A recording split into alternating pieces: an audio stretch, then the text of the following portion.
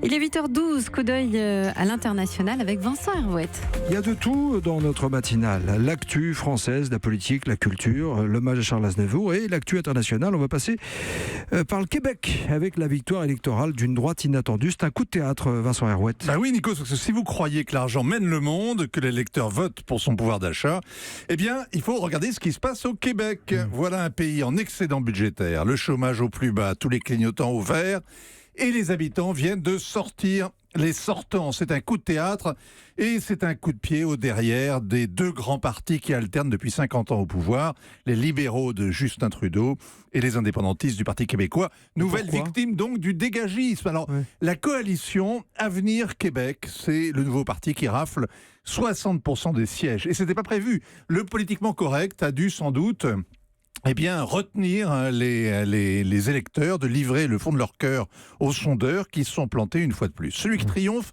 s'appelle François Legault. Il est riche, c'est pas Donald Trump, mais les bien-pensants le regardent lui aussi de travers.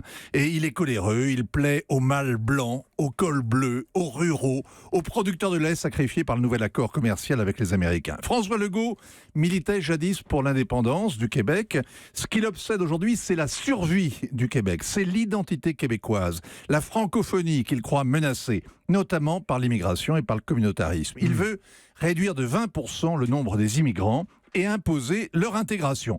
L'une des mesures qui a électrisé les cafés du commerce et les studios de télévision, c'est l'expulsion des nouveaux venus qui, au bout de 3 ans, échoueraient à un test de langue française et à un questionnaire sur les valeurs québécoises. Voilà des idées qui vont à l'encontre de l'évolution du Canada. Radicalement. Ouais. Alors, Justin Trudeau prétend que le Canada est le meilleur pays au monde sur le plan moral. Ce n'est plus une nation, c'est une église, le laboratoire géant de tous les communautarismes. Eh bien, l'élection au Québec, c'est le réel qui se rebelle.